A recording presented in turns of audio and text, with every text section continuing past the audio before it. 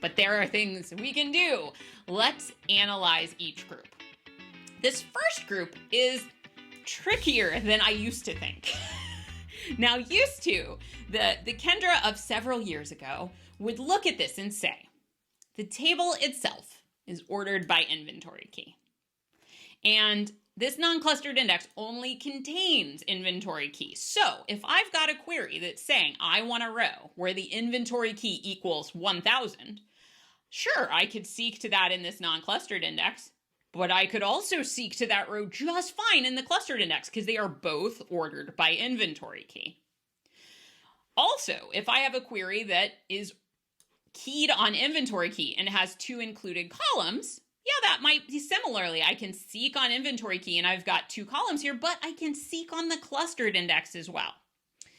And then I had a couple of situations that convinced me to be more cautious here. So now I may be skewing to the other side. I may be more paranoid than I need to be about this. I'm going to let you be the judge of that, right? Because we could be too loosey-goosey.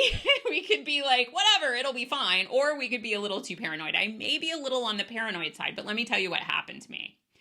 In the past, I was really like, I would rush to be like, yeah, these are duplicates. Let's just drop them. The clustered index can handle them all. And then there's two ways in which I got burned with this.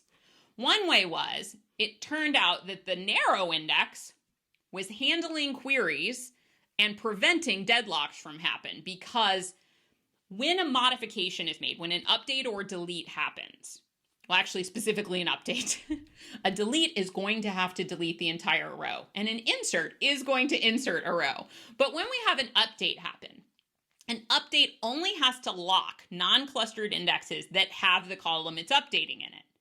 And the columns that we choose as our clustered keys on the table, one of the best practices when choosing those is columns that don't change.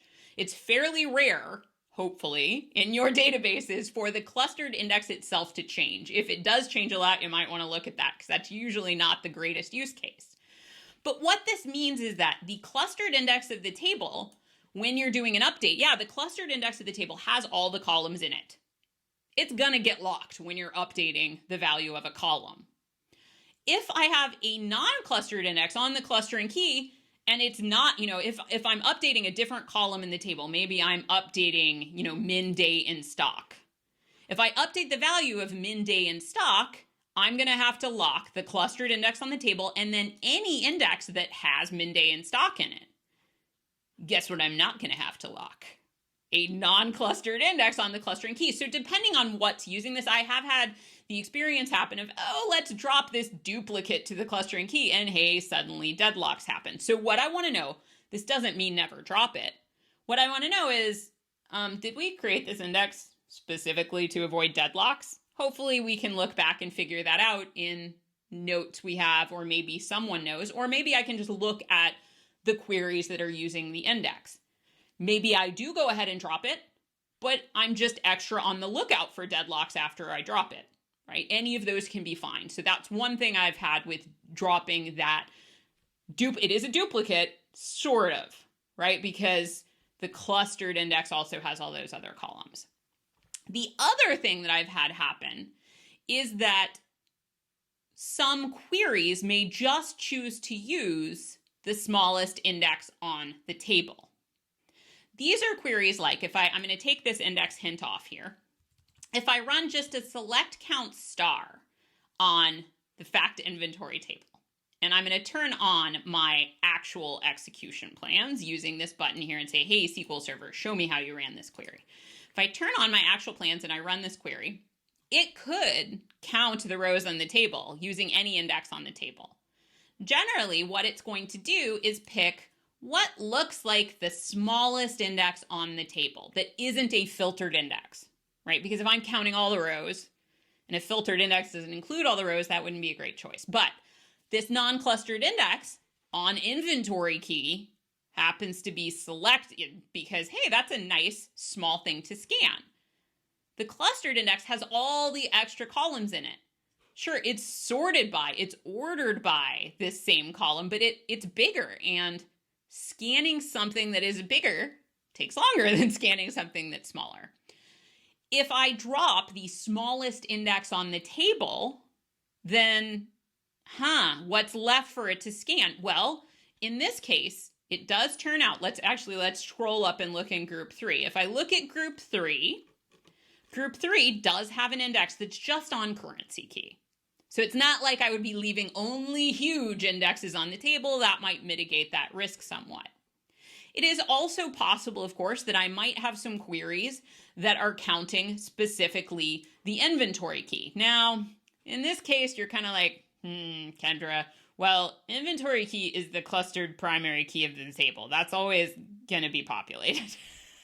But it might be that some queries actually have this and like to use that non-clustered index on inventory key. So I have had the case happen where we dropped an index that didn't look that important.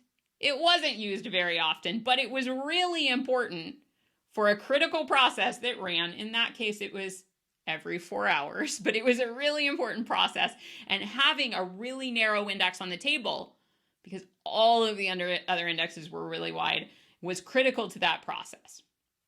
Another thing to note, this is for all times that we drop an index or rename an index, is that if we have code that hints an index by name, it is forcing that index. So this is an example of having a query that hints an index by name. And I have hinted an index whose name does not exist. I do not have an index whose name is includes_x. If I drop an index or rename an index, there is a risk that queries may fail, because queries, if I have code that is referencing them by name and I change the name or drop it, those queries will now start to fail. They won't fall back and find a different index. They will simply say, you are trying to force me to do this. I can't do it because it's not there with that name. So for any index that we rename or drop, that is always an issue. Now, what to do about this first group? In my case, I am really tempted to drop both of these indexes and say, hey, the clustered index on inventory key is going to be enough.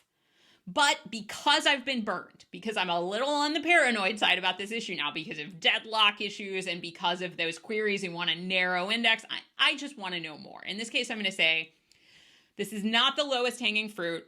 These indexes are not super wide, right? There's not a ton of included columns in them. I am definitely interested in dropping one or both of these, but I want to learn more about it. I want to see if I can figure out what queries use them or the history around was this query or was one of these indexes at least created to avoid deadlocks. And if it's serving that purpose well, I don't really want the deadlocks to come back. So I'm going to side on doing more research. If you sided on saying, hey, I want to clean them up, that's fine. It's just that you have a little more risk tolerance you need to be aware of there. And you need to say, okay, well, we're going to make a note for operations of, hey, look if the rate of deadlocks increases against the database after this change, etc., etc. Or look at if there are some queries using this table whose runtime increases instead of decreases. All right, next set of indexes. This leads on date key, and I have two possible approaches for these indexes for you. Group 2 is kind of an interesting group. And the approach that I suggested when I did the live SQL challenge session for this, I actually think this is not the best one. But the one that occurred to me first when I was looking at these was, okay, I'm going to look at what indexes are all a subset of one another. And indexes 1, 3, and 4 all look like I could combine all three of these into a single index.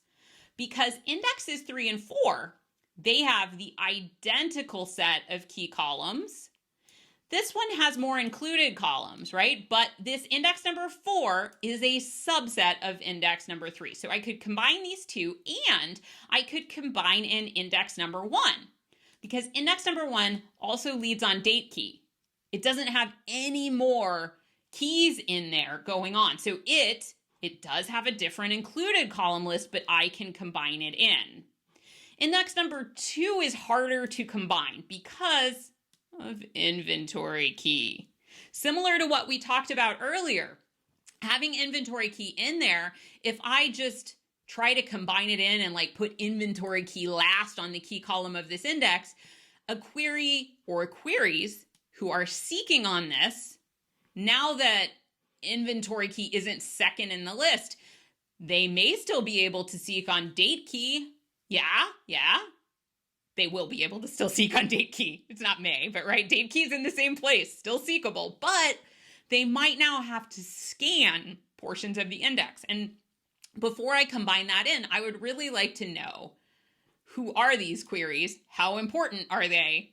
And who's looking at the results? Because it may be that it's really important for them to be fast. And I don't even have information on how important this index is, how often that it is being used. So this one, I'm like, you don't combine into all of the others as well. Approach 1, we're going to combine index number 1, index number 3, and index number 4, and just leave index number 2 by itself for now. How do we combine these? The order of key columns really matters. The order of included columns, not so much. The order of included columns doesn't matter.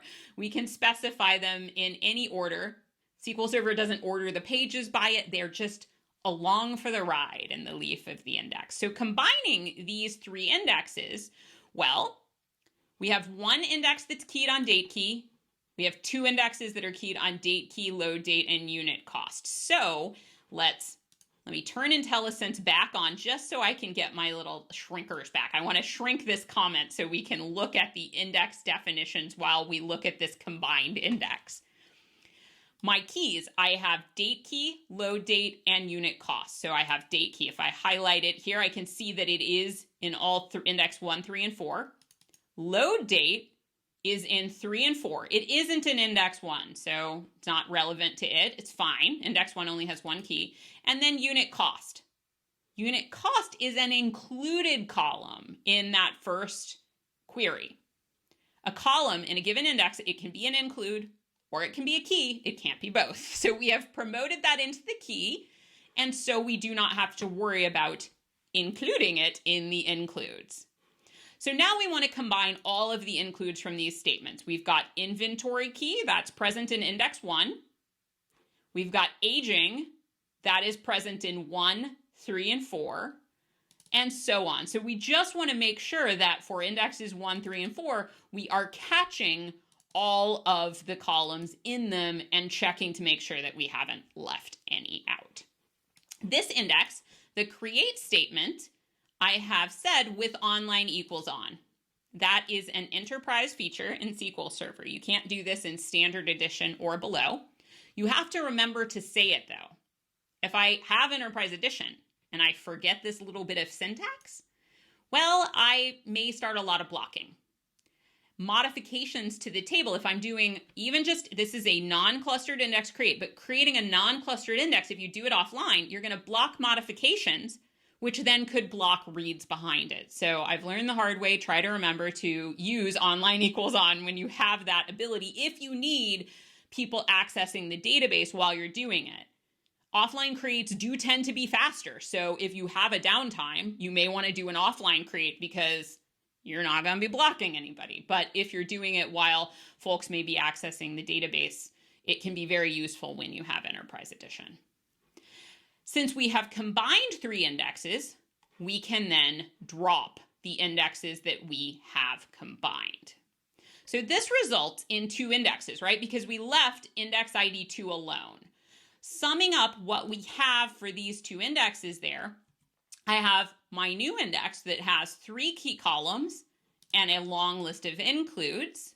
And then I have that index that has inventory key in there, and it has a long list of includes as well. I have a total of 17 columns counting all of the keys and includes on both tables. So I have reduced the number of indexes, but I still am very, very interested in knowing, hey, can I combine this in? Because I really actually am like, yeah, if I combine you in one way or another, I'm going to reduce the size of this index. But the question is, where should I put inventory key? If I have very low usage on this index and they're not very important queries after I combine them, I might want, but I have high usage on this index, I might want to put inventory key second, right? I might want to put it right here. But conversely, if this index isn't used a lot, or it's used by queries that can be slower, I might want to put inventory key at the end of this list. So I really need more information to know, okay, what would I do to combine them? But there is, I think, a better solution. And I've been looking at indexes for a while, and I came up with a quick way to do it, and I moved on. And I started thinking about ways to write the activity running against the SQL server. Then I gave the SQL challenge live, and I went through this approach. And then JM was in the Slack channel, and he was like, well, I think that you could also combine index 1 and index 2 and index 3 and index 4. And I glanced at it, and I was like, oh yeah, and that's better. So the second approach, which is not the one I came up with, but which is better, let's step through that one and talk about why I think it's better. Here is JM's solution. So this time I have indexes 1 and 2, their original definitions, just commented out here. These two indexes, if we look at them, they are very similar. Index 1 leads on date key. And the nice thing, when we have like these indexes and like one of them just has one key in it, it often can combine with different things. If we look at index 2, the included columns are in a different order. Like here's aging, here's on-hand quality, here's on-order quality, here's safety stock quality and unit cost. And then there are some slight differences. This one has load date and days in stock at the end. This one has inventory key at the beginning. But it's kind of trivial to combine them because, hey, check it out. Inventory key, that is in the key of this index. So this index is a subset, right? We have all of these columns who are in the include here. They are in the includes here as well. And then the first column that doesn't match up in the includes, it's in the key there. So we can drop index 1, and whoever is using index 1, they probably, hopefully, if they're using index 1, they may be doing a scan of the index, right? They may just want these columns and have no predicate at all. We don't know yet. But if they're saying where date key equals value, they're going to be able to use this index. And if they want all of these columns to be present, well, they're still there. One of them is just now in the key, but it can still access that column and it can be very happy with it. So in this case, we can drop the existing index who is index number 1. Now, index number 1, its name is not accurate. Index number 1 claims to have inventory key outside of the included columns, and it doesn't, right? So we're dropping the index with this name. And just because it kind of makes me itch when I notice this. Not that I'm perfect all the time, but sometimes when I notice it, I'm like, oh dear, we should really rename this index that we're keeping. Its name isn't right either. It doesn't know that it has inventory key in the keys. So it's better if we can rename this. We will require a schema modification lock to drop a non-clustered index. So briefly, we could cause a lot of blocking on the table. And there is a potential scenario where if the table's really busy, we could get blocked wanting our schema modification lock, and then we could block a lot of other people. So even with drop commands, we have to worry about blocking. Rename commands also need exclusive locks, schema modification locks as well. So this doesn't come for free. It is a metadata change, but to change the metadata, we do need a schema modification lock. But the good news is here, we didn't have to create an index, right? We're just doing a drop and then a rename. So in terms of doing a lot of I/O, hey, yes, we need exclusive locks, but these are going to be fast. Combining indexes 3 and 4. Here are indexes 3 and 4. These are the two that have matching key columns and just slightly different included columns. So this index 3 is a superset of index 4. Index 4, if we drop it, any query who wants it, yes, the other index is slightly bigger, but it will probably be pretty darn happy. It's pretty low risk. We've still got risks about anybody using the index name and blah, blah, blah, but, using the name in a hint, but we can go forth. So for this one, again, we don't have to create an index to combine these two. We can drop the smaller index, who is the subset, And then we can fix the name on this one up here. Now this one, its name is pretty close, but it does not note that it has included columns, which I think is a helpful thing to do in the name of an index. Personally, this is all just preference in terms of naming conventions and saying that we should note when there are included columns or note that there are filters. You may have a different naming convention. That is totally fine. I do not, by any means, claim to be an expert on naming things. Quite the contrary, really. So this approach, JM's approach, this I think is better because we only have to do drops. We do not have to do any index creation. Just like before, we will be left with 2 indexes, but the total number of columns in them is actually smaller. In terms of space that we're taking up, we actually are slightly narrower in aggregate. These are the indexes that we will be left with. We will still be left with the same question of, can we combine these indexes? If we do combine them, the problem of, should inventory key be in the list of key columns? And if so, in the combined index, where should it be? Depends on what queries are using these indexes. We may also find that we actually don't need all these included columns, right? But to know that, we need to know more about who's using this index. So I like JM's approach a lot. That's part of why I love doing these lives. I also, by the way, on all of the SQL challenges, I leave comments open on the lessons because I look forward to hearing your questions and your comments about, hey, is there a way to do this differently? Is there a way to do this better? Nobody's perfect in this world, certainly not me. So I'm always open to hearing about your thoughts about these and different ways to work things because you guys have great ideas. Group 3, still tricky. Just like we talked about before, group 3 is still tricky.